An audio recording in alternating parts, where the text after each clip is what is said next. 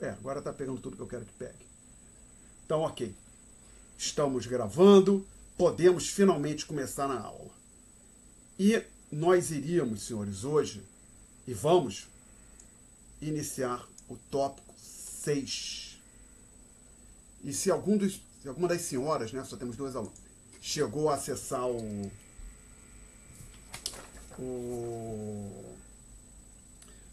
canal do YouTube com aulas dos semestres anteriores, já perceberam até que eu tenho um software que funciona como quadro, que é este aqui. Mas cadê ele?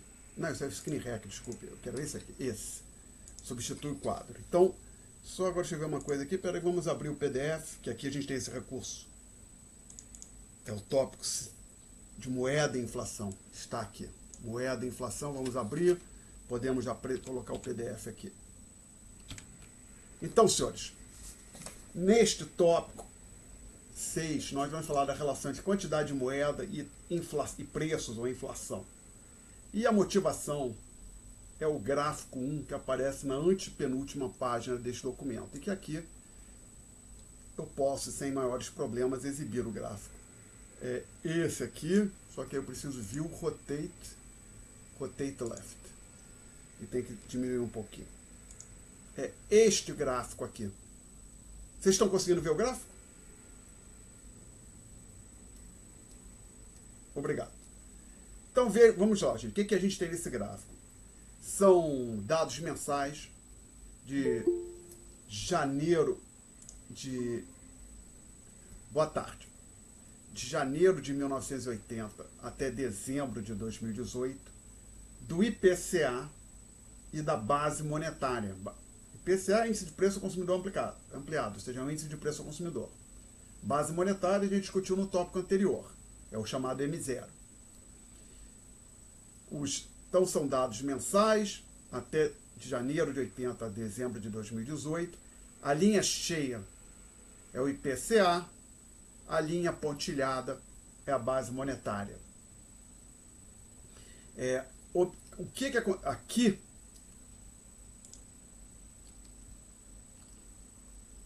é o plano real, tá? Julho de 94, quando os preços passaram a subir de forma bem mais vagarosa, tá? Então, o que a gente vê aqui nesse gráfico? O que motiva a nossa discussão. Isso, o que a gente vai discutir aqui não é algo que é observado apenas no Brasil. É um fenômeno comum a vários países do mundo. A gente tem a linha cheia e a linha pontilhada andando sempre juntas. Desculpe, eu não falei.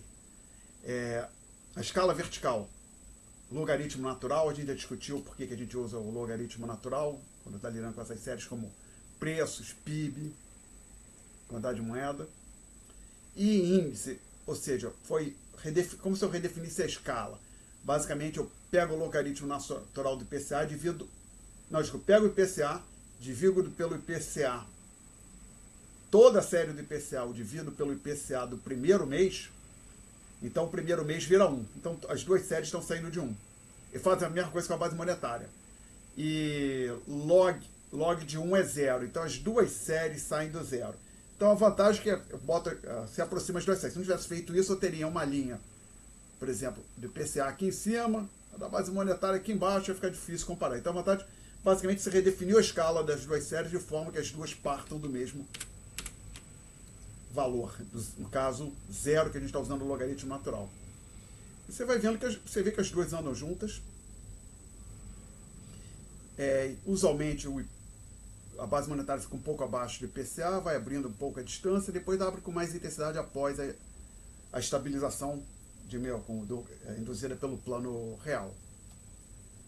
Então, a nossa pergunta é, basicamente, pode pensar assim, por que essas duas variáveis crescem juntas? E aí a gente vai fazer um pouco mais também, vamos discutir depois por que aquelas começaram a se separar, foi surgindo uma distância crescente entre as duas séries, a gente vai discutir um pouquinho mais, mas o ponto central é essa ideia de por que quando uma cresce, a outra cresce também. É isso que está por trás desse tópico. Alguma pergunta até aqui, senhoras? Não? Então vamos em frente. Vamos ver vamos voltar para a página 2, possivelmente, tenho que rodar isso aqui de novo. Agora, view, rotate, right. Podemos aumentar um pouquinho. Então, senhores, a inflação hoje parece ser um fenômeno natural. A gente sabe, hoje no Brasil, que a inflação é muito mais baixa do que foi na época, no período que antecedeu o Plano Real. Ainda assim temos inflação no Brasil, né? A gente sabe que, apesar dos preços não estarem dobrando todo mês, os preços aumentam. Então hoje você compra, por exemplo, um pacote de arroz por R$5 no supermercado, possivelmente daqui a 6 meses ou daqui a um ano, esse pacote de arroz vai estar custando R$5,20, R$5,10, alguma coisa assim. A gente observa que os preços tendem a crescer naturalmente. Então isso parece ser algo. Sempre foi assim, tem que ser assim. Na verdade, não é sempre assim. Já ocorreram na história vários episódios de deflação, inclusive no Brasil, no começo da República, no segundo reinado. O livro está com os dados dos Estados Unidos. Nos Estados Unidos houve, no período quase no final do século, nas 2 últimas décadas do século XIX, uma queda de 23% nos preços. Então os preços tinham uma tendência à queda nos Estados Unidos no final do século XIX. Tá? Alguma pergunta até o presente momento? Ninguém falou nada, então assumo que não há dúvidas. Então a gente passa para a próxima bolotinha. O autor chama a atenção que, dado um país, a sua taxa de inflação varia consideravelmente ao longo do tempo. O que o autor está querendo dizer? Escolhe um país qualquer. Por exemplo, França. A inflação da França é 2% todos os anos. Não. Vai ter período que a inflação na França no ano vai ser 8%, vai ter período que a inflação... Você vai achar períodos, intervalos de anos em que a inflação foi de 5%, outros anos onde a inflação foi de 0,5%. Então a inflação, escolhe um país qualquer, você vai ver que a sua taxa de inflação anual ou mensal oscila. Não é um número estável. Né? Outro ponto, passando para o próximo bullet item, próxima bolotinha, você vê também que escolhe um período qualquer, você vai ver que a taxa de inflação varia muito de país para país. O que o autor está querendo dizer é o seguinte: por exemplo, pega um ano, 2015, e olha, entra num site como do FMI, do Banco Mundial, que você tem taxa de inflação para diversos países, você vai ver que a inflação varia muito de um país para o outro. Vai ter país com inflação de 0,5%, 1%, 2%, vai ter país com inflação de 20%, 30%, países com inflação de 100% ou até mais. Tá? Então a inflação varia muito de um país para o outro. Ela tem importantes repercussões políticas, inclusive. Por exemplo, alguns atribuem a derrota do então presidente Jimmy Carter, em 1980, também à inflação. A derrota de Jimmy Carter é, de certa forma, marcante, porque ele foi o primeiro presidente pós-Segunda Guerra que, ao tentar a reeleição, não foi reeleito. Foi o primeiro a tentar e não conseguiu. Né? Ele foi derrotado quando disputou a reeleição em 1980 pelo Ronald Reagan. E alguns atribuem a derrota do Jimmy Carter à inflação. A economia americana estava num período muito difícil, a inflação estava lá no alto. Não, a inflação estava lá no alto, o desemprego estava muito alto também. Foi uma época bem ruim para os Estados Unidos, final da década de 70. Outros atribuem ou identificam como fator que contribuiu para a ascensão do nazismo na Alemanha a hiperinflação que houve entre as duas guerras, na década de 20. Na década de 20, a Alemanha foi assolada por uma hiperinflação altíssima, que até tem um gráfico do livro que ilustra isso, da hiperinflação na Alemanha e outros 3 países europeus, no período entre guerras, mas essa hiperinflação foi um desastre para a Alemanha, empobreceu muita gente, foi um período, uma inflação muito alta. Então, as histórias, anedotas do período, assim, as pessoas sentavam numa mesa para tomar, num bar, para tomar chopp, por exemplo, pediam logo de uma vez só, cada pessoa pedia logo de uma vez só 4 chopps, que o preço aumentava a cada 5 minutos, coisa desse tipo.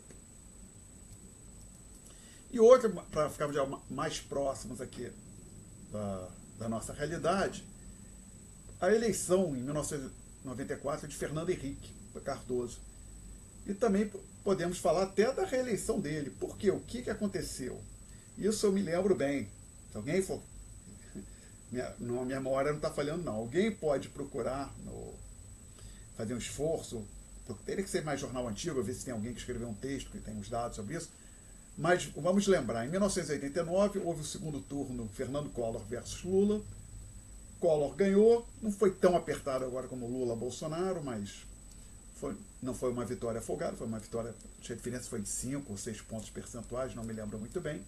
Foi uma eleição relativamente apertada e o governo Collor não foi muito bem sucedido, tanto que houve o impeachment dele, né? Fernando Collor não se saiu muito bem na presidência. E então o Lula era tido como favorito para a eleição de 94.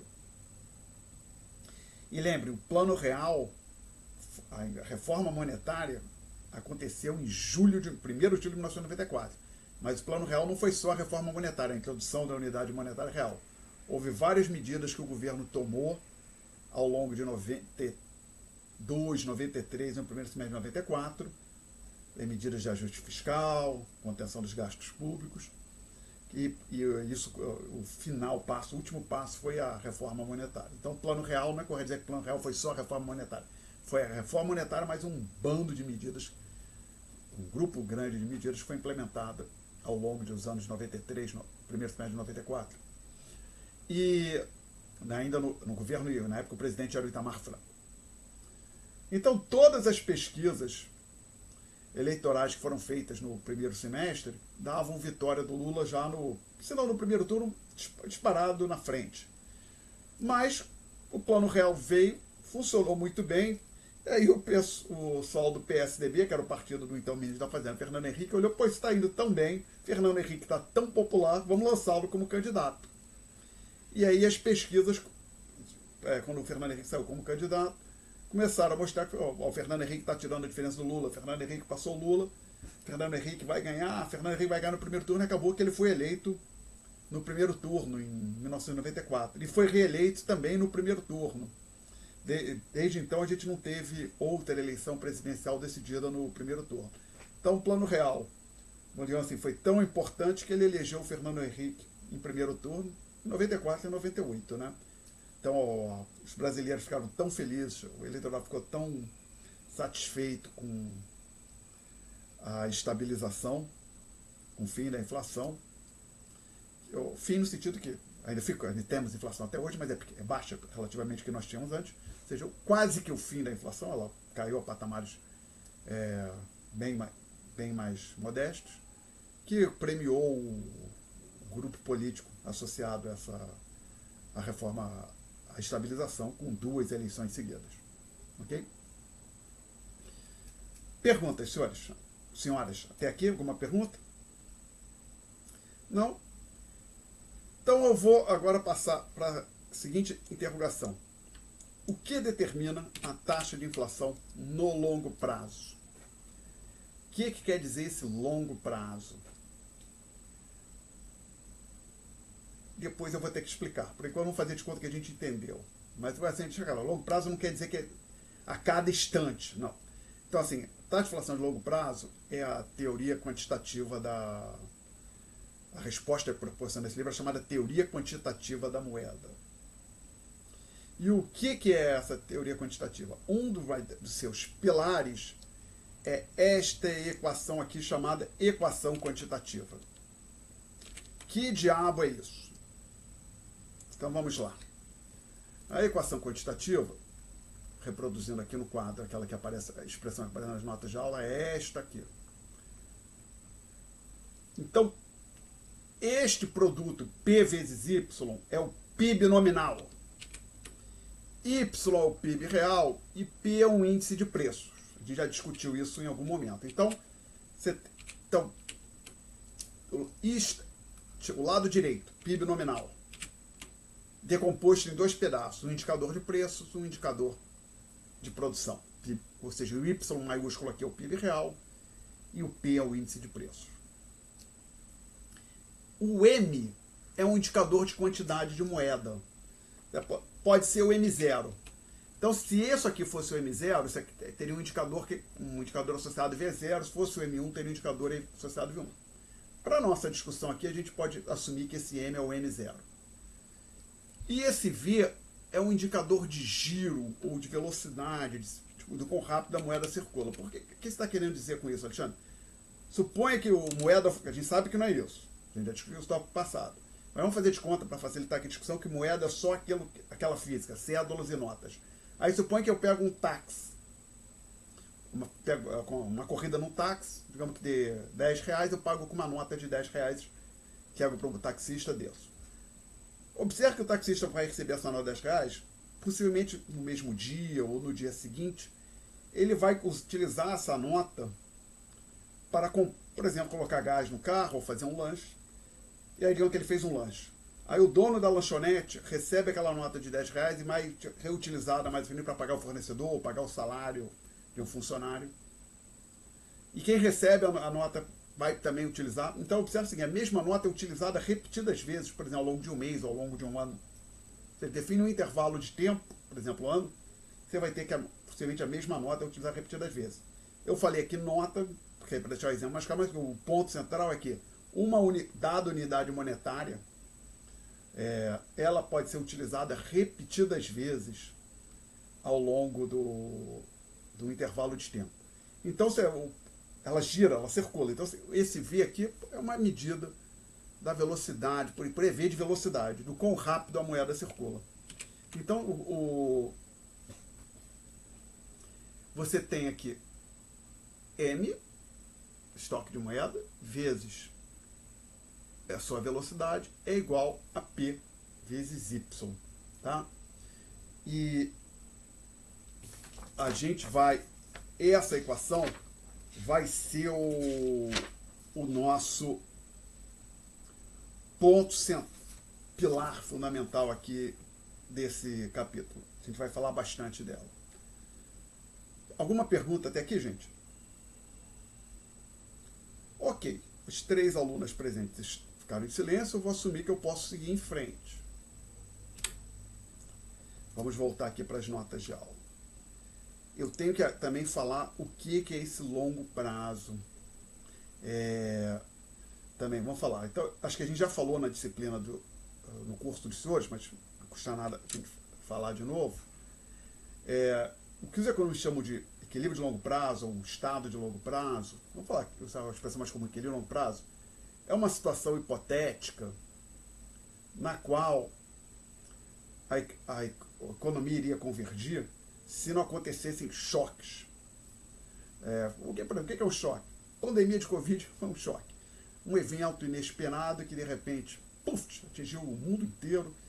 Aí todo mundo teve que se ajustar àquela nova realidade. Outro exemplo de choque, uma elevação... A guerra na Ucrânia. Houve a guerra na Ucrânia, teve impactos econômicos, inclusive, um deles sobre o preço do petróleo. Então, oscilações não antecipadas no preço do petróleo são choques também. Então, agora pensa em um pequeno país agrícola é atingido por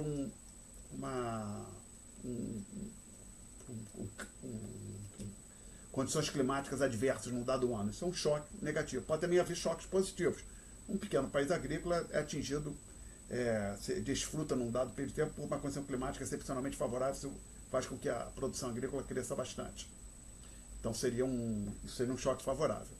Então, agora, se a gente for pensar, esses choques estão acontecendo o tempo inteiro na economia. E nem todos os choques são tão grandes, tão impactantes como, por exemplo, a pandemia do Covid. Se for pensar em choques, pensar numa economia como a brasileira, você pode imaginar que, por exemplo, a recessão que atingiu a economia Plano Cruzado, perdão. Plano Cruzado foi algo que veio de surpresa. Plano Collor também foi um choque que atingiu a economia brasileira. Então, o truque aqui é o seguinte: supõe que tem uma variável, digamos, o nível de preços. Isso, peço desculpas aqui, senhores, senhoras. Esse recurso que substitui o quadro, excepcional para aula online. Se não tivesse isso, não sei como eu conseguiria dar aula remotamente, mas eu tenho minhas limitações de coordenação motora, tá? Eu tenho dificuldade para desenhar linhas retas aqui. Então, suponha que eu estivesse colocando aqui num gráfico o logaritmo do índice de preços, o logaritmo natural, e eu observasse que ele tem, ao longo do tempo, ele se comporta dessa forma aqui. Tá? Desculpa, vou botar com umas oscilações mais intensas. Opa, daí tem que puxar um pouquinho mais aqui para a direita. Esse gráfico não está bom, não. Por quê? Porque, olha só, aqui tem duas datas. Para uma data tem dois valores. Tá difícil, hein, Alexandre? Vamos ver. Tem que desenhar um... Esse gráfico não ficou bom. Porque lá não era uma função estritamente falando. Pronto. Então, a ideia é que, se for pensar, o que seria... É que o chamado valor de longo prazo, equilíbrio, e não necessariamente isso é uma constante, seria uma reta mais suave, uma curva mais suave do que a curva azul. Tá? Então, ou seja, a linha azul, a trajetória efetiva do índice de preços, a linha vermelha seria o valor no equilíbrio de longo prazo dos preços. Tá?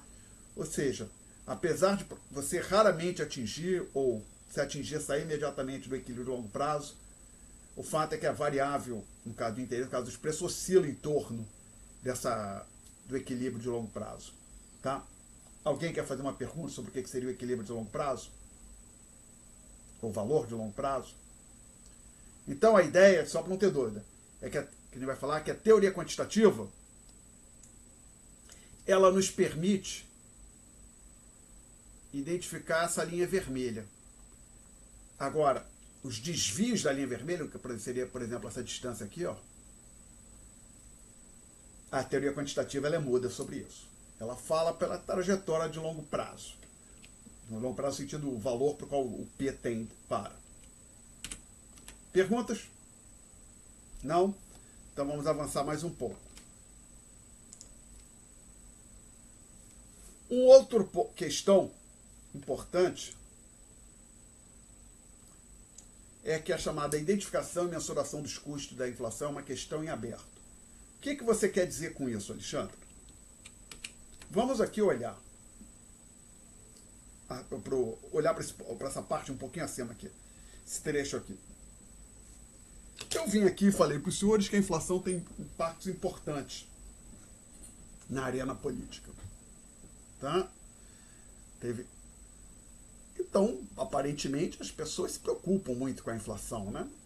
Os agentes econômicos. Inclusive, a inflação é um dos fatores que pode... A inflação estando alta ou baixa é algo importante para definir a chance de um governo ser bem sucedido, para um presidente buscando reeleição ser bem sucedido.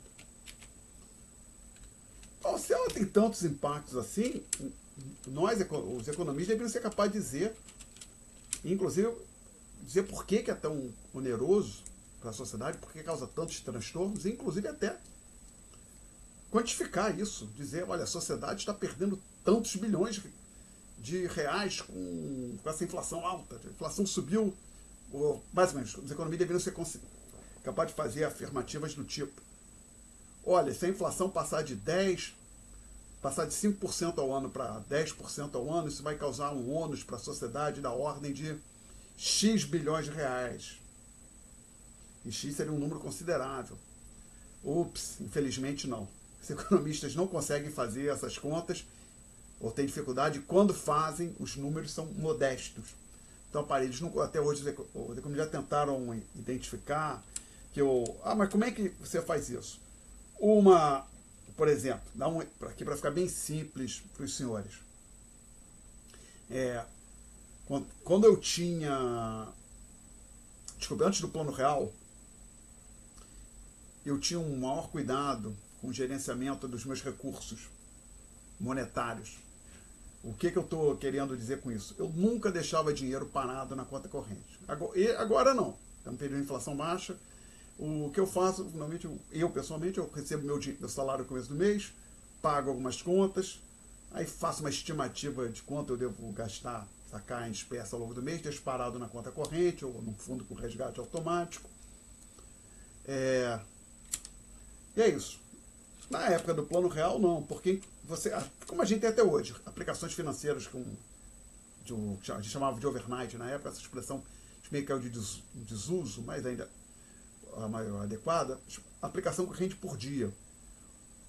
Na época de inflação alta, inflação 40% ao mês, então você tinha aplicações financeiras que rendiam, digamos, quase 1% por dia útil. Então você deixar o dinheiro parado na conta corrente 5 dias era uma perda considerável. Ninguém fazia isso. Na verdade, o que todo mundo fazia era tentava fazer um gerenciamento bem preciso de quando passava um cheque, você fazia uma estimativa de quando é que esse cheque vai bater na conta, inclusive.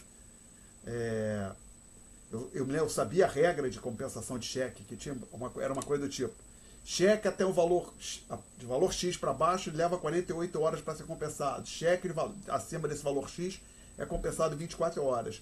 Então eu sabia, se eu passava um cheque num valor mais baixo, eu só precisava resgatar o dinheiro da aplicação dali a 2 dias. Se eu passava um cheque hoje, eu sabia que então ele tinha que resgatar no dia seguinte. Outro cuidado que eu tinha é botar gasolina no meu automóvel, eu deixava para botar sexta-feira, a partir das 4, 5 da tarde, porque eu sabia que se eu boto o cheque, e pagava com cheque, eu boto a gasolina, encho o tanque do carro sexta-feira, 5 da tarde, o dono do posto só vai conseguir depositar o cheque na segunda-feira. Na época, acho que hoje até se a pessoa chegar numa agência com autoatendimento e botar na máquina, é compensado, como se o depósito fosse feito no dia, né? Às 5 da tarde. Mas na época não tinha isso. O depósito de cheque tinha que ser feito no caixa, dentro da agência. Então, aí eu sabia que então o camarada só ia depositar o cheque na segunda-feira, desculpe. Aí eu, dependendo do valor do cheque, eu podia deixar o dinheiro parado no fundo até quarta, ou se o valor fosse maior, na terça-feira eu tinha que providenciar o resgate. Ganhava mais um dia, 2 de rendimentos, né?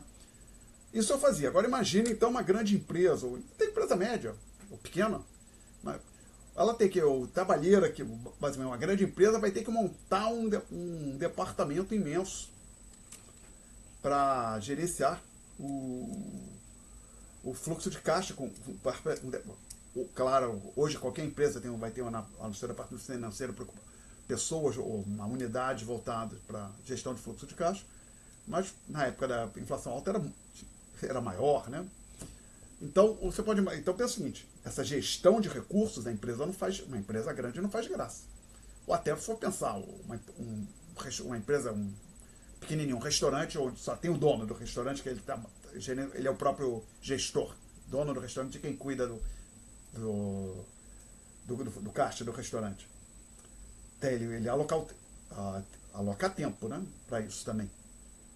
Fazer um esforço maior para gerir os recursos em período de inflação alta. Então os economistas, quando eles olham, tentam estimar o quanto as pessoas, as empresas vão perdendo de custos adicionais que elas vão ter devido à inflação mais alta, elas não encontram custos muito elevados, não. Então eles têm dificuldade para entender, então, por que a inflação causa tanto transtorno, as pessoas desgostam tanto da inflação. É uma questão, como então disse, uma questão em aberto. E a gente, os senhores então já sabem que esse é um problema, e a gente vai nos ater aqui discutir mais aquilo que os economistas já entenderam melhor. Basicamente, vamos estar falando bastante dessa expressão aqui. Perguntas? Não? Então eu vou avançar mais um pouco. Vamos então agora falar da chamada teoria clássica da inflação. Essa palavra aqui, clássica, não quer dizer gregos e romanos, não. Quer dizer os economistas do final do século XIX, princípio do século XX, que antecederam ou a chamada linha de pensamento, a chamada escola econômica, linha de pensamento econômico, que prevalecia antes do John Maynard Keynes, um economista britânico, que acho que é correto dizer que revolucionou a teoria econômica. Então, basicamente, pelos primeiros pensadores, basicamente, Adam Smith seria do final do século XVIII, né? Então eu estou falando mais do pessoal do século, como eu falei, século XIX. Mas Adam Smith é tido como pai da economia, né? E Eu vou então introduzir aqui o conceito valor da moeda. P é o índice de preço. O valor da moeda é 1 sobre P. Ora, mas o que é essa fração 1 sobre P? A gente já discutiu isso aqui. Vamos pensar no caso de o preço da batata. É 10 centavos. Desculpa, quero trocar a cor. Quero botar azul. Põe que o preço da batata é 10 centavos. Ora, se eu tenho R$1... Ops, desculpe. Devia ter colocado real se foram 10. Se eu tenho R$1 em mãos, eu consigo comprar 10 batatas, por exemplo. Sabe? Ok? Basicamente, a conta que eu estou fazendo, evidentemente, esse 10 é igual a 1 sobre 0,10, né? Então, uma unidade monetária sobre 0,10. Obviamente, você pode generalizar isso para generalizar para o índice de preço, você interpretar o índice de preço como o custo de aquisição da cesta. Então, esse 1 sobre P é uma medida do poder de compra de uma unidade monetária. Isso o autor chamou de valor da moeda. Perguntas? Então, voltando para cá. Aí a gente vai utilizar essa figura 1 para falar sobre a determinação do nível de preços. Agora, vamos lá. Como é que isso vai ser feito? Vamos apagar aqui.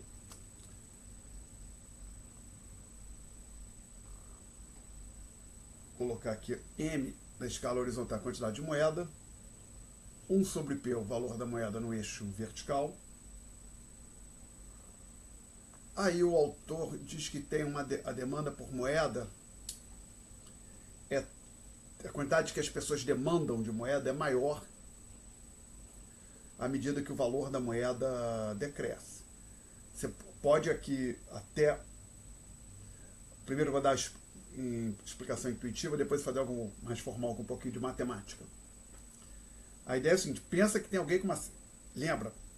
Os senhores quando estudaram isso, estudaram demanda por um bem no curso anterior, possivelmente vocês fizeram exercício do tipo, olha, aumentou a renda do consumidor. O que acontece com a curva de demanda? Se é um bem normal, ela se desloca para a direita. Vocês lembram disso? Chegaram a fazer esse tipo de exercício no curso de micro? Sim, obrigado, Mariana. Então, a ideia, eu estou falando isso só para lembrar, a ideia é que quando a gente desenha uma curva de demanda num espaço aqui com duas variáveis, né?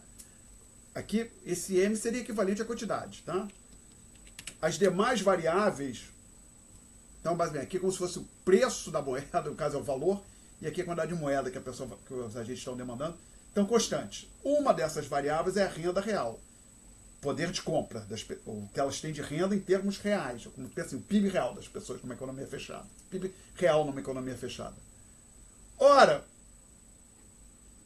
se a renda real das pessoas é a mesma, mas o valor da moeda está caindo, ou seja, a moeda cresce, compra cada vez menos, que ali eu lembro, uma medida de poder de compra da moeda, mas a renda real das pessoas é a mesma, elas precisam de mais moeda, tá claro?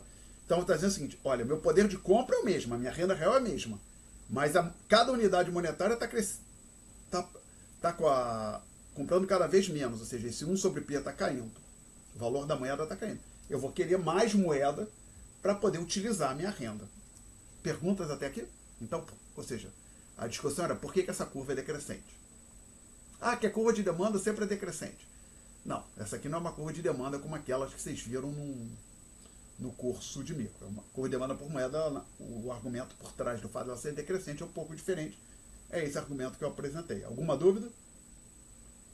E o autor assume que tem uma certa quantidade de moeda, que a figura 1 eu chamei de M1. E agora é importante, observe que eu não escrevi M1 nem M0, ou seja, o 1 e o 0 na mesma linha que o M, tá? Essa é a anotação do capítulo anterior. Aqui eu estou colocando o 1 como subscrito, então é M subscrito 1, não é o conceito de moeda M1, não. Então tem um certo valor para o M, que o livro chama de M1, que ele diz que é a oferta de moeda da economia. Ou seja, e a ideia quando representa isso aqui, quem define isso? O Banco Central. Se essa oferta de moeda é uma linha vertical, a gente está dizendo que o Banco Central não ajusta a oferta de moeda, quando ele está ofertando, a variações no valor da moeda. Essa é a hipótese aqui. Ou seja, o M1 é uma variável exógena. O Banco Central define e ela não responde a variações em P. Então, o que seria o equilíbrio aqui é o ponto A1, e associado ao ponto A1 você tem essa fração 1 sobre um dado valor para o P, que eu chamo de P1. Tá? Então, essa era a chamada teoria clássica da inflação. Perguntas. Desculpe, eu vi que a Mariana fez uma pergunta aqui. Desculpe, Mariana, eu não tinha visto aqui no chat. Você está sem microfone, Mariana? Ok, sem microfone. Já vou responder. Se eu terminar a discussão desse gráfico. Então, a interação, essa curva de demanda e essa curva de oferta, determina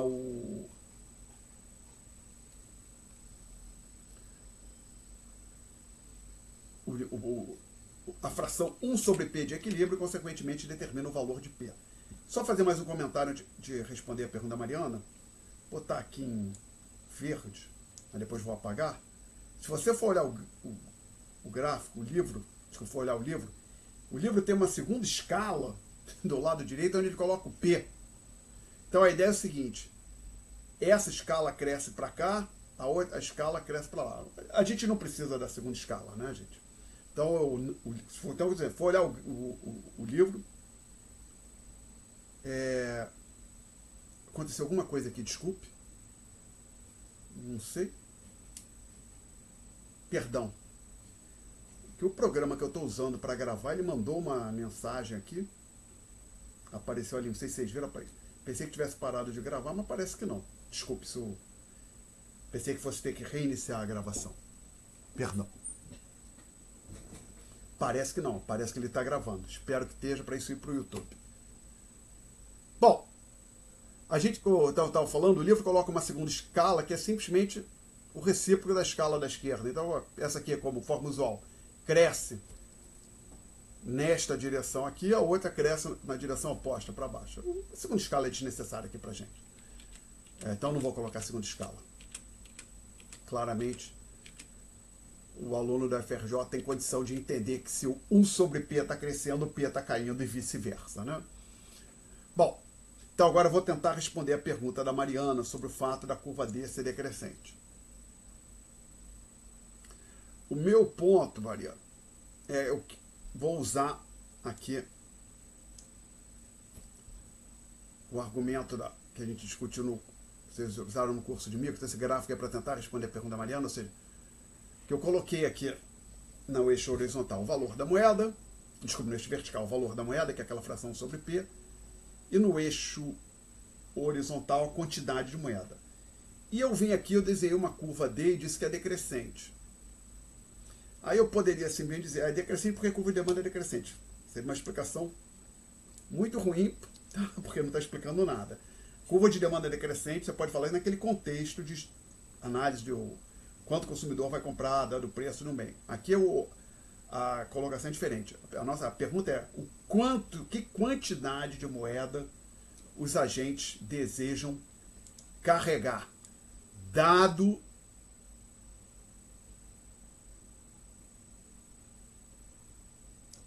esse 1 sobre P aqui, o valor da moeda.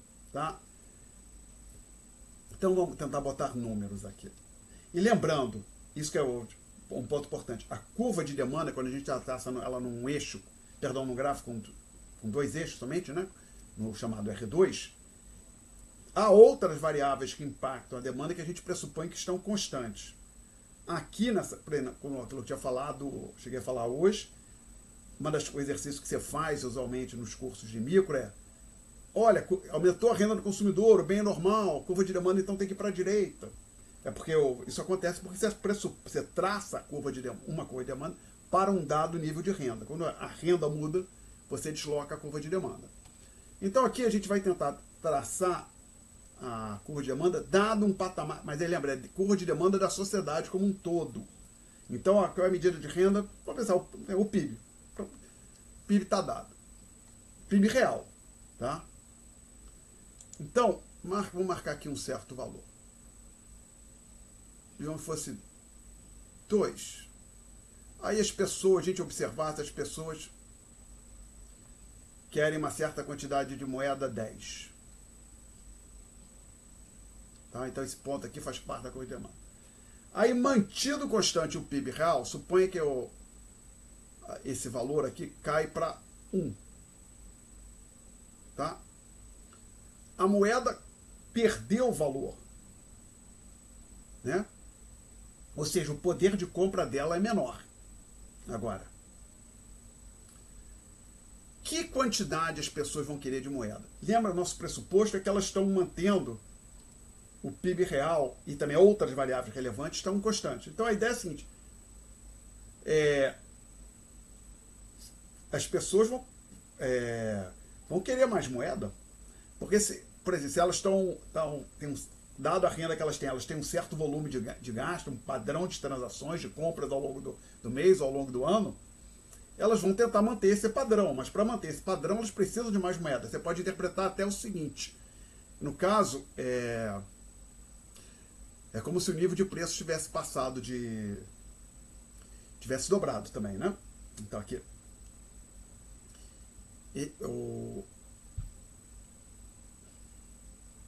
ele passou de meio até para 1, né? Aqui o P é igual a 0,5, aí P passa para 1, para a gente chegar para a fração sempre ficar igual a 1.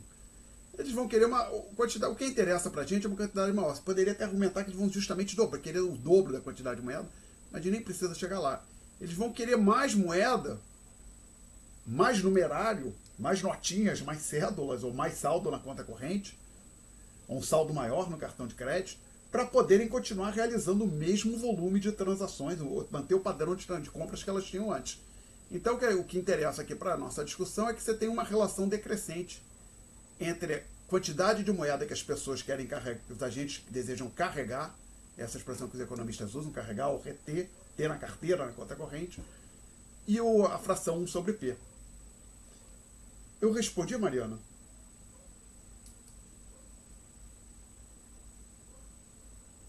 Respondi? Ok, obrigado, Mariana. Maria Eduarda Silva, perguntas? Maria Eduarda Mello, alguma pergunta? Não, professor. Obrigado, obrigado, Mariana. Nenhuma dúvida, então vou em frente. Então, lembrando, voltando a isso aqui, essa primeira figura aqui à esquerda, essa aqui é a figura 1 das notas de aula, essencialmente. Então, você determina 1 sobre P, olhando para a interação entre essa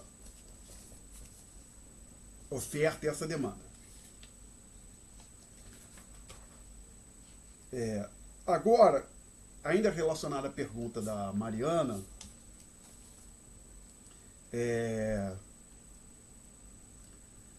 eu vou tentar dar um argumento mais robusto, no sentido matemático, usando alguma matemática, do porquê essa curva de demanda é decrescente. Vamos pensar o seguinte: uma coisa que não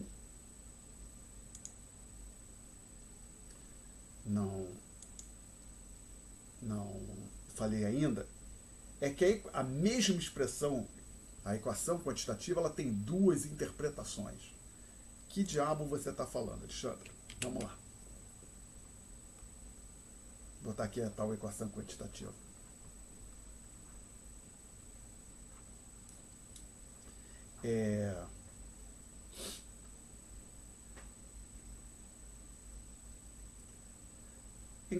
Pensar como é que a gente mensura essas variáveis. Suponho que Alexandre, eu olhei para essa equação, gostei dela, eu quero colocar essas 4 variáveis numa planilha de Excel, por exemplo.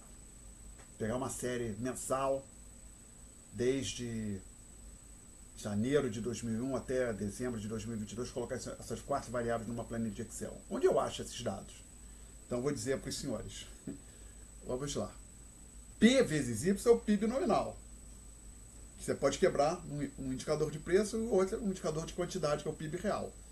Então, esse lado aqui você pega, por exemplo, no IBGE sem maiores problemas. Ok?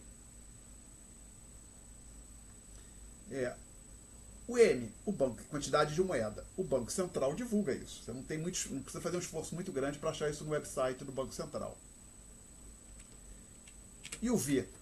E o A, até acho que, se não me falha a memória, o Banco Central divulga estimativas do V. Mas agora vamos pensar assim. Vamos lá. PIB, lado direito. IBGE, nominal, real, IBGE, e preços.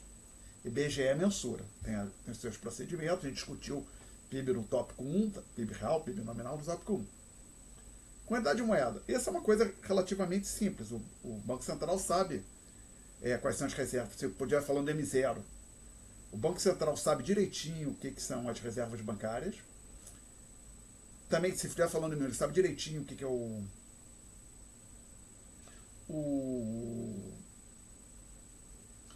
os depósitos à vista. E tem um pedaço lá que aparece tanto no M0 como no M1, PMPP. Esse aí não vai saber exatamente. Bom, só para não ter dúvida, o Banco Central sabe a quantidade de cédulas e moedas que ele já colocou no mercado em circulação. Agora tem, por exemplo, nota que rasga, que se perde, alguém taca fogo, que diabo seja, moedinha que desaparece, alguém perde. Mas dá para ter uma estimativa boa do que é o PMPP. Então o Banco Central sabe direitinho, ou com bastante precisão, se não perfeitamente, com uma razoável, considerável precisão, o valor disso aqui. E esse V? Aí, meus caros, o V é simples. Você mensura o lado direito, você mensura o M e o V, você calcula de acordo com isso aqui. Você calcula essa fração. O V você calcula assim. Ok. Pô, mas aí você vai dizer, pô, peraí, Alexandre, você está me dizendo que aí é trivial. Essa igualdade aqui vai ser trivial, né, pô? Você diz que essas 4 variáveis se relacionam dessa forma. Aí você pega as 2 variáveis do lado direito e tem os dados. Pega uma das do lado esquerdo e a outra você acha ali por resíduo, né? Mas tem um pouquinho mais. Que vou pensar. Isso aqui também é determinado pela... esse V, ele é determinado pela sociedade, o quão rápido a moeda gira. A gente mensura daquela forma. Mas o fato que uma parte, que alguns economistas tentam fazer, é analisar os determinantes dele. Basicamente, ele pega os dados, conforme eu falei do IBGE, no Banco Central, calcula o lado direito, pega o M, divide, calcula o V. E depois vai olhar os determinantes do V. No sentido, tem técnicas estatísticas para isso. Você olhar se isso aí aumenta, diminui quando a inflação sobe, com a taxa de juros, se isso também afetar, por exemplo, variações na renda real afetam o V, né? Então, o truque é o V deveria ser uma função de algumas variáveis econômicas, como, por exemplo, taxa de inflação, talvez taxa nominal de juros, talvez do PIB real. Ok? Então, dada a medida de V que os economistas têm que dar, eles tentam identificar qual é essa expressão aqui. Que expressão é essa? Alguma pergunta até aqui? Então, o truque agora que tem, dado esse comentário que eu fiz,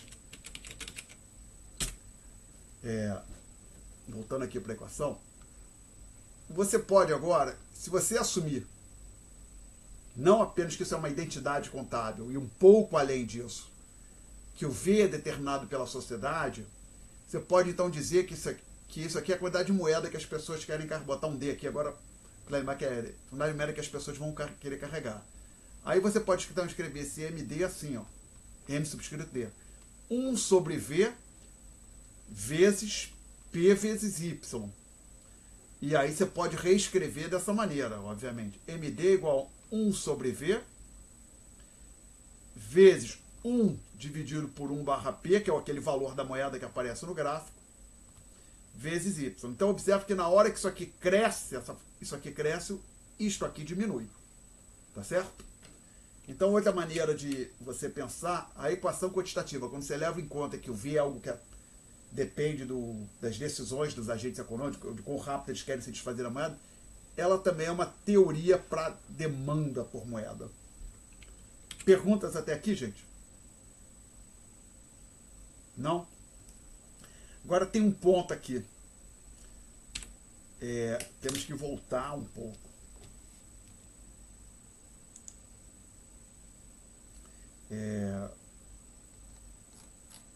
Aqui eu falei em longo prazo, tá?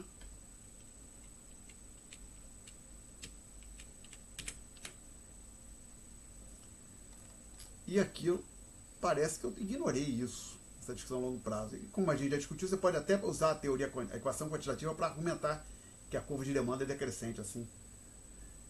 Você pode interpretar o seguinte: um dos problemas é que a velocidade da moeda oscila muito de um mês para o outro. Esse é um problema, uma variável bastante volátil em intervalos curtos de tempo. Então você pode interpretar, se o V oscila muito, e lembrando que a gente tinha aqui, ver se eu não apaguei, mas podemos reescrever MD é igual a 1 sobre V vezes 1 sobre P vezes o PIB real. Se essa variável aqui oscila muito, a curva de demanda vai de um lado para outro lá. Então, a ideia é assim, que a velocidade é relativamente estável no longo prazo, mas no curto prazo ela pode oscilar. Esse é o problema que a gente tem. Tá? Porque o que eu estou querendo dizer aqui é o seguinte, outra maneira de pensar. Pego a equação quantitativa, resolvo ela para P, e eu posso escrever o seguinte: V sobre Y vezes M, né? Aí então lembrando, se eu estou preocupado com o comportamento de uma variável X qualquer, genérica, aí eu consigo dizer X é igual se comporta de acordo com isso aqui, eu dizer uma outra variável. Então vamos lá, eu quero explicar o comportamento do X. Aí eu concluo, X é igual a mais B vezes Z. Por aí que eu saiba, A e B são positivos, números positivos. Mas eu não tenho nada para dizer sobre o comportamento do Z, e eu não avancei muito no meu objetivo de explicar o comportamento do X. Vocês concordam? Concordo? Alguém pode mandar um tim? Maria Eduarda Melo, você concorda? Você tinha microfone. Acho que apareceu um sim ali da Mariana. Ok, então nós vamos em frente. Se eu não sei quem é o Z, não tenho nada a dizer sobre o Z, mas se eu tiver algo a falar sobre o Z, se eu tenho, olha, eu quero entender o comportamento do X, e aí eu cheguei a essa relação aqui, e eu tenho algo a dizer, consigo dizer que, olha, o Z se comporta de acordo com dessa forma aqui, eu avancei consideravelmente no meu objetivo de falar, entender o comportamento do X. Aqui é a mesma coisa. Então, vou pegar essa equação aqui, lembrando que ela vem da equação quantitativa. Alguém se opõe que eu apague o quadro? Então, lembrando, eu quero falar sobre a determinação dos preços. Eu parti dessa equação aqui, que é a equação quantitativa, isolei o P e escrevi então que é V sobre Y vezes M. Ora, se eu não tenho nada a dizer sobre essa fração, essa expressão aqui não é muito útil para eu falar da determinação do P.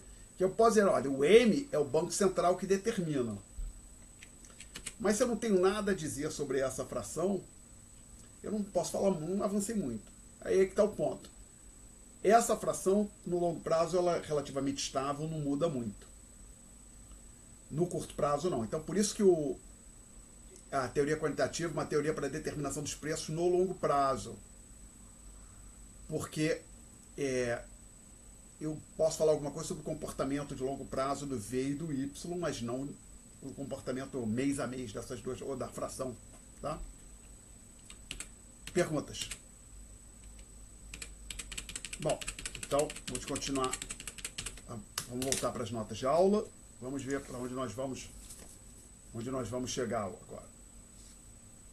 preciso explicar o gráfico, vira... Não, desculpa. Isso aqui, a segunda escala, é desnecessária, a gente chegou a falar. Então agora a gente quer usar a figura 1 para discutir os efeitos de uma injeção monetária.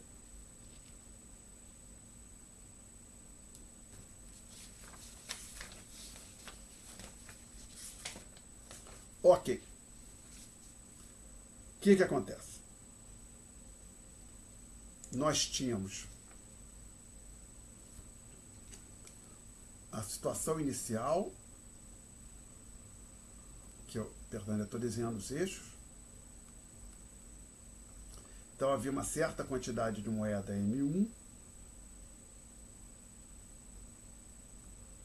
correspondente curva de oferta S1, curva de demanda,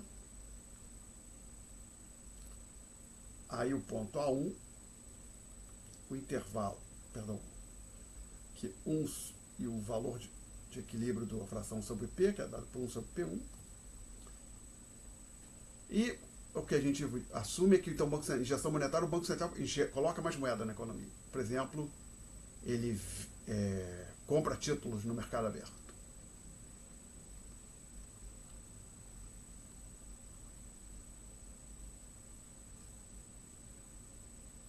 Então a gente tem esse novo equilíbrio, ponto A2,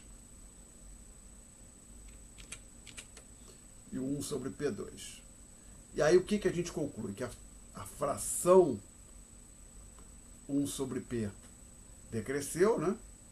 Consequentemente, o P aumentou. Então essa injeção monetária tende a causar uma elevação no nível de preços no longo prazo. Perguntas? Aí eu chamo a atenção aqui nas notas de aula que é preciso explicar o gráfico. Vamos recapitular isso, a gente já falou disso no tópico 3 ou 4, mas a gente pode falar novamente, não custa nada. Ver apêndice. Aí a gente tem aqui, acho que o exercício contrário. Eu fiz o contrário. Agora aqui é uma contração monetária. A quantidade de moeda era M1, diminuiu para M2. E a gente tem um exemplo de explicação no gráfico. Lembrando, mesma receita de bolo que a gente discutiu antes. Vamos falar das curvas iniciais, do equilíbrio inicial, do deslocamento das curvas, do novo equilíbrio e fazer uma comparação dos equilíbrios. Tá? Então eu digo, é similar à figura 2, ao invés de uma expansão, está uma contração monetária. Aí tem esse gráfico. Aí as senhoras podem dar uma olhada nessa explicação aqui. Mas aqui eu vou fazer algo um pouco diferente, aproveitar que a gente tem todos esses recursos aqui, ou seja, a aula online é pior que a presencial no meu modo de ver. Mas o fato é que você tem aqui alguns recursos adicionais. Eu fui aprendendo durante a pandemia. Um deles, eu posso dar print screen. Já dei um print screen aqui. Aí, eu posso vir aqui no... Tem que ser o Paint. Abriu aqui. Aí eu dou um colar aqui. Aí eu, com sorte, vou conseguir pegar tudo aqui. Vamos ver. Conseguir...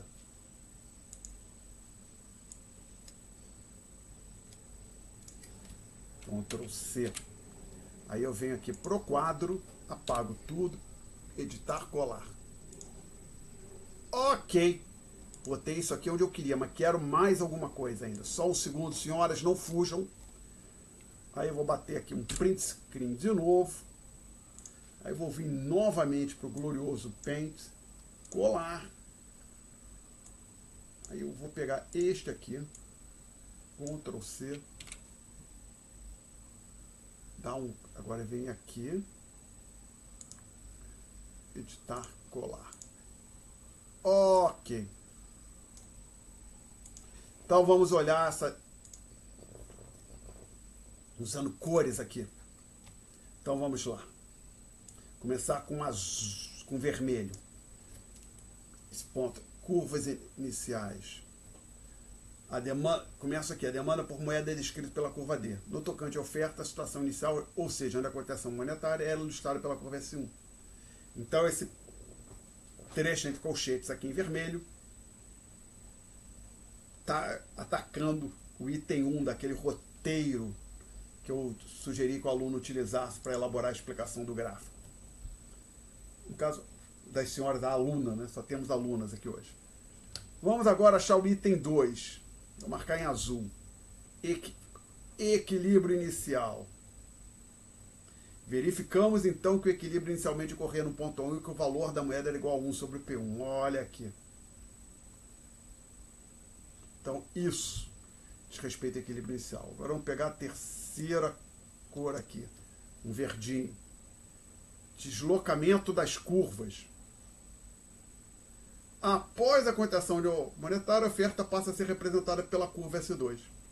É esse trecho aqui. Então aqui, ó.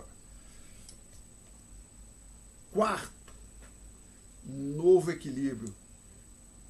Tem um cinza escuro aqui. Novo equilíbrio. Podemos observar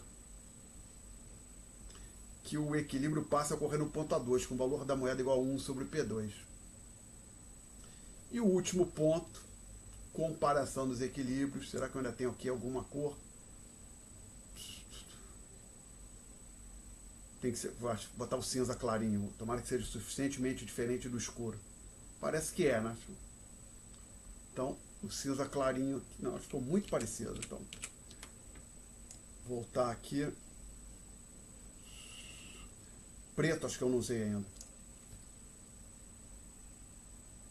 Eu deveria ter usado outra cor, desculpe. Então, preto aqui, perdão. Eu acho mais fácil voltar para o vermelho. Ponto. Acho que vai ser suficientemente diferente pela ordem. Pronto, volta para o vermelho. Pronto. Isto aqui é a comparação dos equilíbrios. Como 1 sobre P2 maior que 1 sobre P1, que nós estamos olhando aqui, concluímos que concluir que P2 é menor que P1, logo ocorreu uma queda no nível de preços. Então, a expansão monetária gera uma elevação no nível de preço, a contração monetária gera uma queda no nível de preços. Então, como já tinha falado, havendo gráficos, né, na questão de prova, é preciso... Perdão, uma questão de prova envolve a utilização do gráfico, a resposta vai demandar o gráfico propriamente dito e a sua necessária explicação. Perguntas sobre isso? Não? Então, vamos voltar para as notas de aula. Página 2. Aí eu discuto, o que vai acontecer se o Y crescer? Vamos fazer com um gráfico aqui. Fazer uma análise gráfica. Tem uma coisa que acontece aqui, que chega uma hora que eu não consigo apagar. Quando colo 2 vezes, que foi colado primeiro, eu não consigo apagar, não sei porquê. Então é mais fácil eu abrir um novo aqui. Não quero salvar. Pronto. Então, estamos discutindo esse último ponto. Ilustrar graficamente o que acontece quando o Y cresce.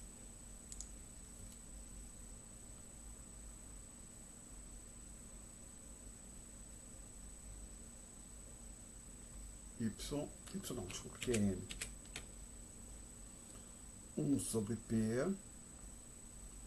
Aí vai ter uma certa quantidade de moeda. M barra, que o Banco Central não vai mexer. Aí, quem vai se deslocar é a curva de demanda, gente.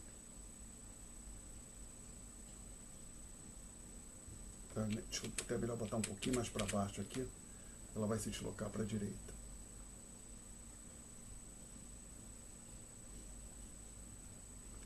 Então aqui temos o equilíbrio inicial.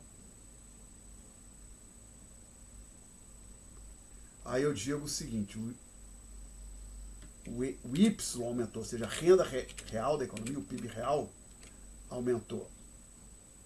Ora, pensa em a cidade tinha rendas 10, carregava uma certa quantidade de moeda, digamos, uma quantidade de moeda 40. Agora a renda dobra, as pessoas vão realizar mais ou menos, uma quantidade maior ou menor de como, gastar mais, ou utilizar mais ou menos moeda, vão utilizar mais, ou seja, a elevação no Y tende a fazer com que a sociedade carregue mais moeda.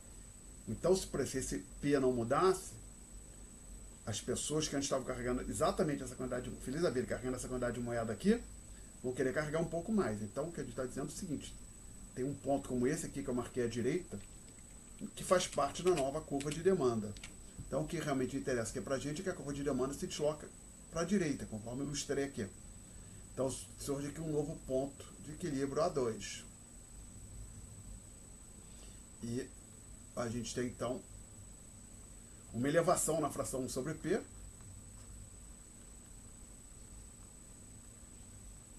Consequentemente, o P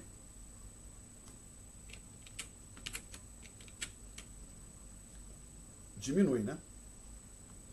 Então, uma elevação na renda real da economia, mantida constante, a quantidade de moeda que existe, puxa para baixo o nível de preço. Pode interpretar assim, tem mais bens, você aumentou também o PIB, tem mais bens na economia, o nível de preço tende a cair. Perguntas? Não? Então vamos em frente.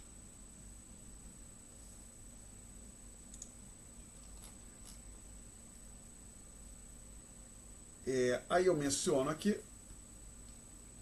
que em um ambiente de estabilidade econômica, seria no longo prazo, aquela situação hipotética, o nível de preço será determinado pela oferta de moeda. Porque aí, nesse caso, a gente, olhando para a teoria quantitativa, para a equação quantitativa, uma estabilidade econômica, trazendo de volta aqui a expressão que a gente discutiu há pouco, ou seja, a equação quantitativa é essa aqui, resolvendo para o P, você tem que V dividido por Y e o M multiplicando. Em ambiente de situação de estabilidade econômica, essa fração seria constante. Então o P seria determinado pelo M. Aí por que não é o contrário? Não é o M que é determinado pelo P?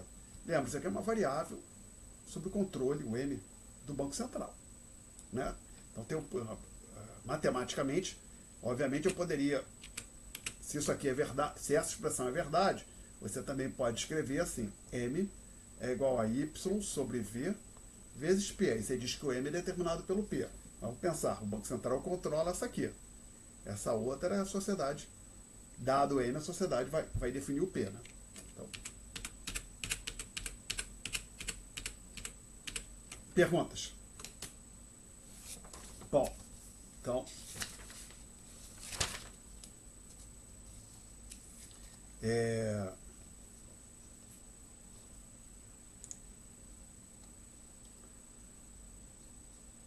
Então vamos falar agora, porque o nome teoria quantitativa, chama teoria quantitativa da moeda, o nome completo, é porque a ideia é assim, a quantidade de moeda determina o nível de preço. Então, por isso daí que surge esse nome teoria quantitativa. Aí eu digo que, no presente contexto, estabilidade econômica requer que Y e V variem a taxas aproximadamente constantes. Aí aqui a gente vai fazer uma álgebrazinha um pouquinho mais complicada. Tentar deixar claro. Então, quem é essa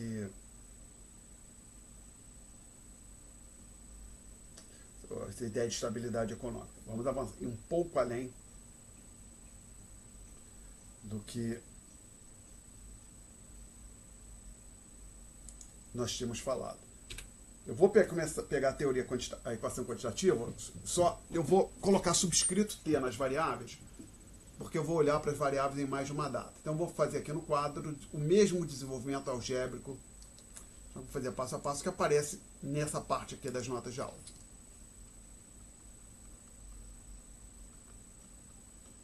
Eu posso agora aplicar o logaritmo natural de ambos os lados.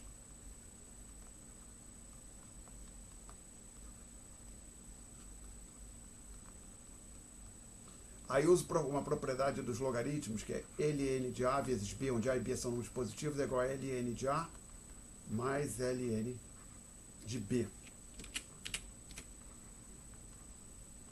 Então eu tenho aqui ln de MT mais ln de VT é igual a ln de PT mais ln de YT. Ok, essa expressão aqui aparece nas notas de aula. para a data T, mas vale para qualquer data T, em particular vale para a data, então, consequentemente também vale para a data T-1.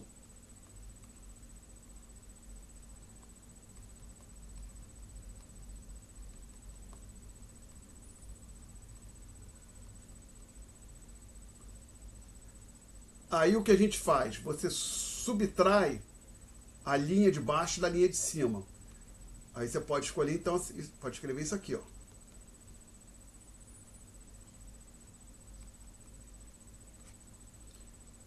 Esse menos esse, mais esse menos esse.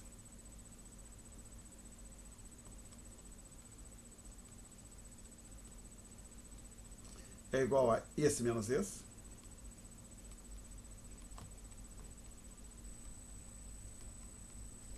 Mais esse menos esse.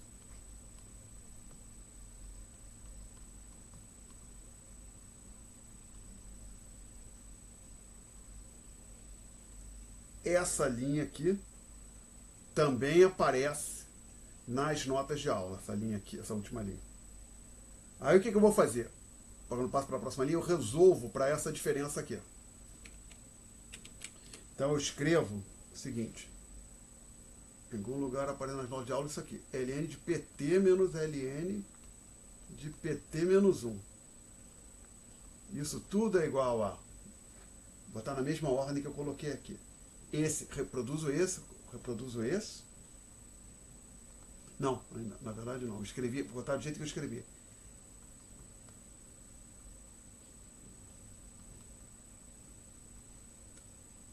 Esse aqui, aí eu peguei esse que passou pro outro lado, né?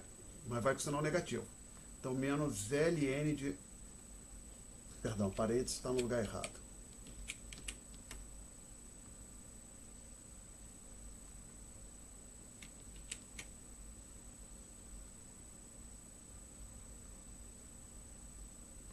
É aqui o parênteses.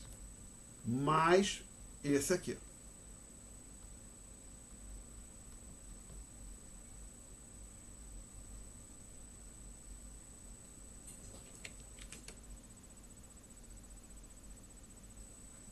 Ok. E aí, eu uso o seguinte fato. Lembra que isto aqui, a diferença do logaritmo natural é aproximada de um período para uma dada variável qualquer, de um período para o outro, é aproximadamente a variação relativa da variável em questão. Então eu coloco aqui, ó, variação percentual no P, que veio daqui, é aproximadamente igual a variação percentual em M menos a variação percentual no Y mais a variação percentual em V. Então, a variação percentual em V é esse pedaço aqui, aproximadamente. A variação percentual... Desculpe, gente, tem algum erro aqui, né? Evidentemente. É esse aqui. Perdão. Botar a cor vermelha, botar em apagar o que estava errado. Desde que eu ache o recurso janela, disco de cor, disco de pincel. Acho que é isso que eu quero, não. Não, é janela, paleta de pincéis, é esse que eu quero. Eu tinha fechado sem querer. Aqui tem uma borracha. Eu errei aqui, né? Aliás, senhores, se vocês perceberem algum erro, se vocês virem algum erro, me avisem imediatamente. Verem, não virem algum erro, né? Então, agora volta aqui. Aqui estava errado. Aqui é Y. Tá? Então, variação percentual do M está aqui, a variação percentual do Y apareceu aqui, ó. Variação percentual do V está aqui. Perguntas até aqui? Então, esse é o desenvolvimento algébrico que tem nas notas de aula. Então, o que interessa agora no fim é a expressão número 1 das notas de aula. Essa aqui no fim, a última linha. Então, eu vou escrevê-la aqui. 1. Variação percentual em P, que é a taxa de inflação, que às vezes a gente denota por π, é aproximadamente igual a variação percentual em M, menos variação percentual em Y, mais variação percentual em V. Então, o que eu estou dizendo é o seguinte: se esta senhora e esta essas duas variáveis são relativamente constantes, quem determina o delta percentual do P é o delta percentual do M. Tá? Perguntas. E aí isso, por trás dessa expressão, também, mas não só isso, também é chamada de evidência empírica. Você olha para os dados, o que acontece. Você vê que o P e o M tendem a crescer junto em todos os países do mundo. Levou o economista Milton Friedman a enunciar essa frase famosa aqui. Óbvio, agora que eu estou vendo, tem um erro aqui nas notas de aula. Que erro, Alexandre? Aqui, ó. É que esse software fez uma separação de sílabas por conta dele, que não apareceu para mim. Está errada essa separação de sílabas, né? O N tinha que ficar para baixo. Mas então a frase do Friedman, que foi um economista muito influente do século passado, faleceu este século, ganhou o prêmio Nobel 74 a 75, agora já não tenho certeza, não foi na década de 70. A inflação é sempre em todo o prêmio Nobel de Economia. É sempre em todo lugar um fenômeno monetário. Ou seja, não existe inflação sem crescimento na quantidade de moeda. Aí, importante também ter em mente o que é inflação. Então, assim, pensa assim, de uma sociedade sem inflação, os preços eram estáveis. Aí acontece alguma coisa, por exemplo, tem um problema qualquer no setor agrícola, aí a safra de tomate foi muito baixa, o preço do tomate aumenta 40%. E depois os preços continuam estáveis. Isso não é inflação no sentido que o Friedman quis dizer. Inflação aqui, no contexto do Friedman que a gente está discutindo, é a elevação persistente de todos os preços na economia. Não é que tem um ou outro preço aumentando. Não. Os preços estão subindo. Alguns vão estar subindo, digamos, 10% ao ano, outros 7% ao ano, outros 4% ao ano, mas, como regra geral, os preços, se não todos, quase todos os preços estão subindo. Aí sim nós temos inflação. Um preço sobe, outro preço cai, isso não é inflação. Tá? Você pode pensar o seguinte, se a gente tem inflação quando todos os índices de preço da economia, que tem IPC, IGP, no caso do Brasil, IPC e IGP, todos eles são positivos ao longo de vários anos. Aí você tem o fenômeno, o processo inflacionário se desenvolvendo na economia. Perguntas. Então a gente vai entrar, possivelmente para encerrar a aula de hoje, vamos falar na chamada dicotomia clássica, que esse foi parte da grande briga do Keynes com os chamados clássicos. Vamos colocar assim, existia uma teoria econômica, que hoje nós chamamos de teoria clássica, aí o Keynes chegou, olhou e disse, isso está errado. A gente vai ver também por quê, o que estava acontecendo na época. Então, assim, dicotomia quer dizer divisão em dois grupos, uma separação. E a dicotomia aqui vai ser entre as variáveis nominais e reais. Então, alguns exemplos de variáveis nominais, econômicas nominais. O PIB nominal, como o nome deixa claro, é uma variável nominal. O preço da batata é uma variável nominal. O salário nominal, ou seja, o salário, 5 mil reais, isso é uma variável nominal.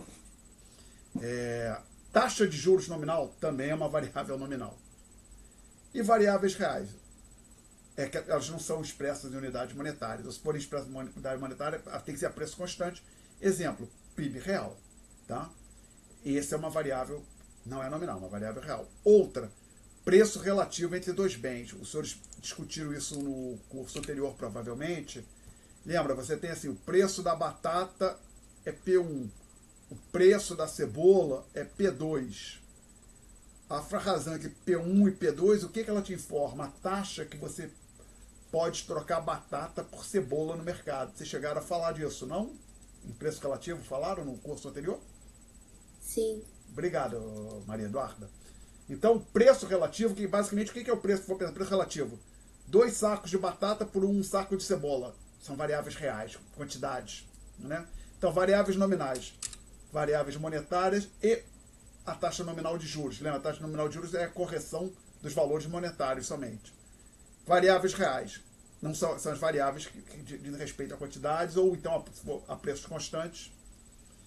Então você tem PIB real, salário real, preço relativo e a taxa real de juros, que diz respeito à remuneração de uma quantidade de bens que você investiu, né? Colocou numa conta de poupança. Então os economistas dizem que ocorre a chamada neutralidade monetária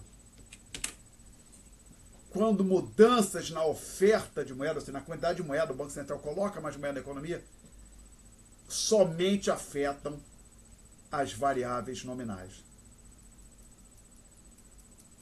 Então aí a gente tem a tal neutralidade monetária.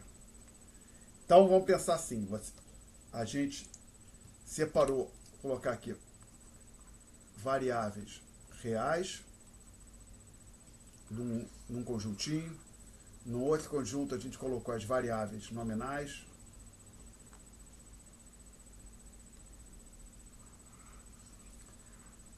Aí, ficou horrorosa a palavra nominais aqui.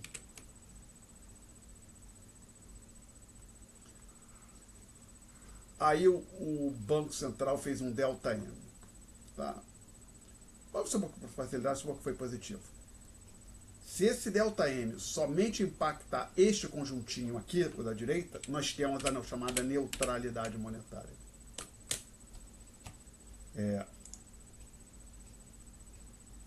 Aí eu digo o seguinte, essa neutralidade monetária, ou seja, a ideia de que delta M, variações no M só afetam as variáveis nominais e não impactam as variáveis reais, é uma descrição razoável, mas certamente não é exata, não é assim, do longo prazo. O que isso quer dizer então o seguinte, vamos botar agora então, colocar aqui algumas variáveis. Por exemplo, colocar o PIB real. E coloca aqui P, preço, índice de preços, tá? Pode ser, se quiser, o deflator do PIB. Que é o índice de preços. Podia ser o IPC também.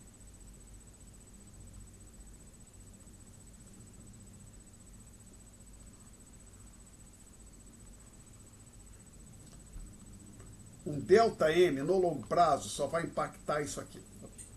Ah, não impacta de jeito nenhum aquilo lá. Na verdade, não, a gente vai discutir aqui. Pode impactar, mas são efeitos de pequena escala. Então, por simplicidade, a gente vai ignorar, assumir que isto aqui está dado. Mas, por que poderia ter efeitos de longo prazo? Vou dar aqui um exemplo para vocês. Por que poderia impactar o PIB real? Um delta M, ou seja, mudanças no M impactaram o PIB real. Eu estava falando aqui como era a vida antes do plano real, que os agentes econômicos tinham que alocar tempo, recursos para gerir sua quantidade de moeda, deixar pouco dinheiro parado na conta corrente. Ora, isso toma tempo. Tá? Então, isso começa a ter impacto sobre a atividade econômica, propriamente dita, e no limite pode impactar o PIB, inclusive. Então, assim, na hora que a inflação começa a subir demais, ou seja, o governo vai jogando moeda na economia, jogando moeda na economia, jogando moeda na economia, e a gente vai ver mais frente, isso tende a fazer com que os preços subam. Daqui a pouco, essa inflação crescente começa a desorganizar a atividade econômica. Aí, eventualmente, isso vai ter impacto sobre o PIB real. Tá? Ok? Então,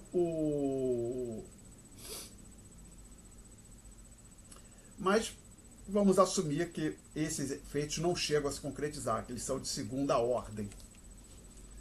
Tá? Então nós vamos assumir que essa neutralidade monetária é válida no longo prazo. No curto prazo, não. Não é. Certamente não. Então, no curto prazo, o governo pode aumentar uma elevação no M, pode impactar variáveis reais e nominais. Tá? Perguntas até aqui? Aí eu menciono, estamos quase encerrando, vamos encerrar a aula de hoje com esse tópicozinho aqui.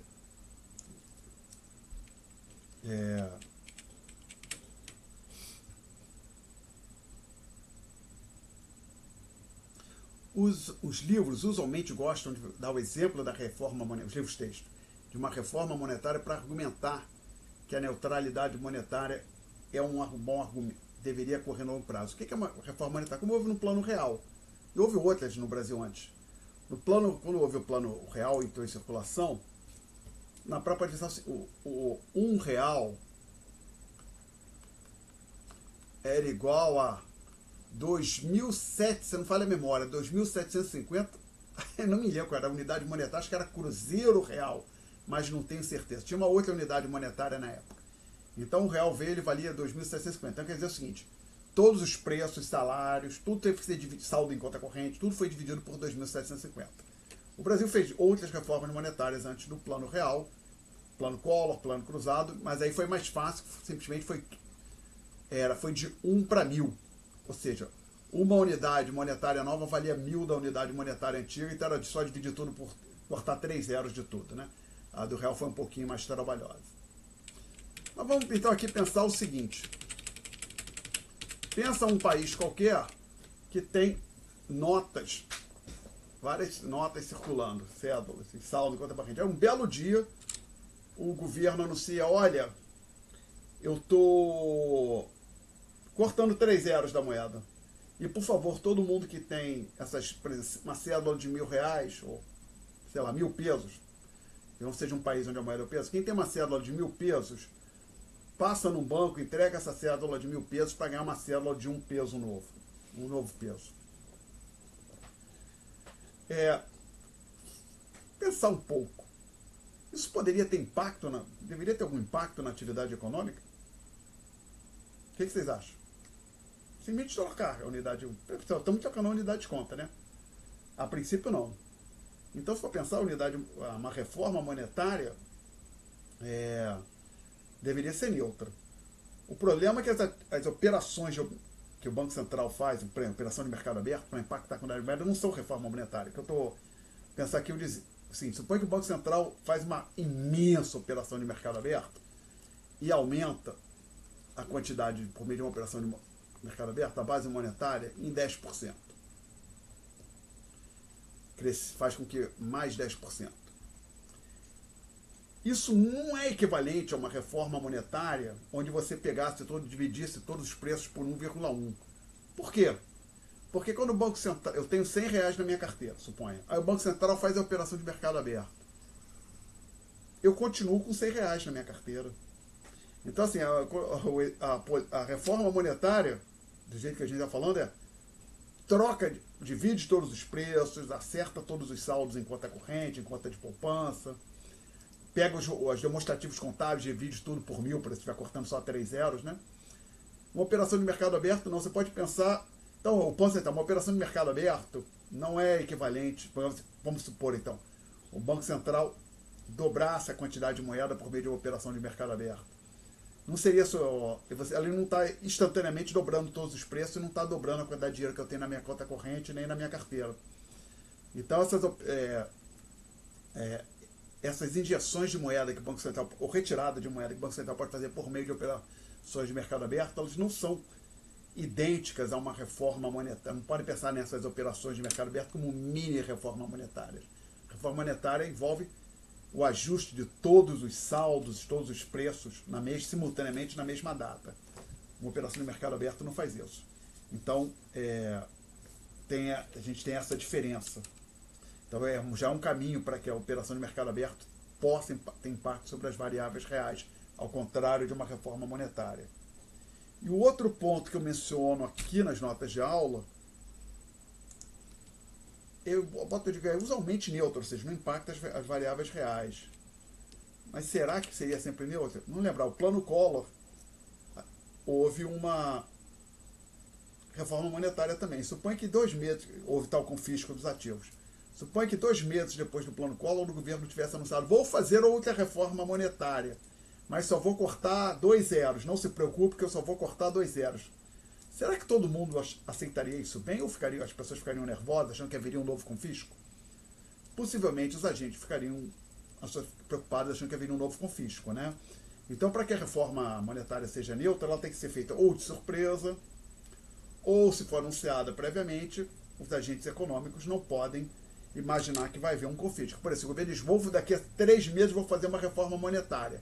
Aí todo mundo pensa, opa, o dinheiro que eu tenho, o governo vai dizer que não vale mais nada, ao invés de trocar pela nova moeda, as pessoas vão pegar o dinheiro que elas têm, seja em espécie ou no, parado no banco, vão tentar gastar correndo. E na mesma hora o nível de preços dá um pulo, né? Então, para que a reforma monetária seja neutra, conforme os livros textos argumentam, é importante que os agentes econômicos não acreditem que ela estará associada a um evento como o confisco de ativos financeiros ou uma penalização de quem tem moeda em seu poder. Perguntas, jovens? Não? Então eu vou interromper a gravação